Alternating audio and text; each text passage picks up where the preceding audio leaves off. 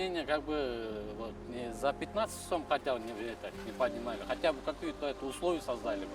Может, именно вот маршрутникам, как бы это горюче-смазочный вот этот ГСМ, именно маршрутникам это подешевле дали бы. На вот этих, на талонах как бы, именно кто вот ходит, работает в маршрутных сферах, им как бы, ну я сейчас солярка вот 36-37, нам вот где-то 25 вот так сделали бы, это нормально было.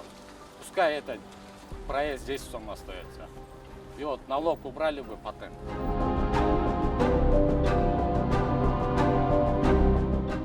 Бүгін ертемен шыққам, конечно, шықсам, жолда келатып ескі автовокзалдан, екі топ бала келіп, біреу адам, екі күз күні қойып мен дағы мұштап, мұнан күз кісін. Қайсы маршруттың линия? 175. Өзіңіз таныстырып кетесіз? Саат 6-лады, 6 жоқ, 7-ге 15 қалған. 6.45.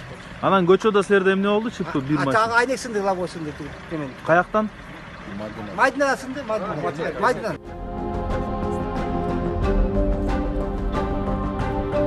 Договорились таким образом. Значит, мэрия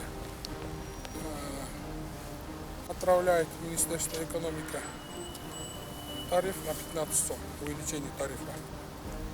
Значит, это сперва будет проходить анализ регуляторного воздействия, потом Министерство экономики создаст группу, на этой группе будем обсуждать дальше.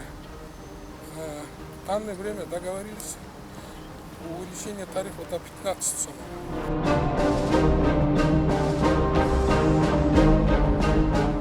Они доказали нам, почему они поднимают 12 сом.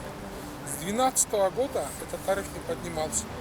И они по полочкам мне доказали, что поднялся. Инфляция, моторное масло, там запчасти со всего света. Они доказали.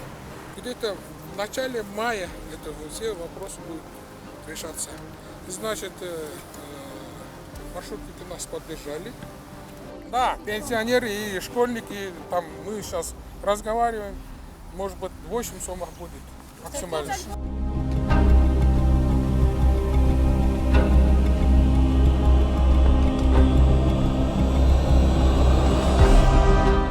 Тех людей, которые ломали двери, ломали стекло и силой маршрутника останавливали, я дал указание УВД города Бишкек и ККИМ города Бишкек их найти и посадить по закону.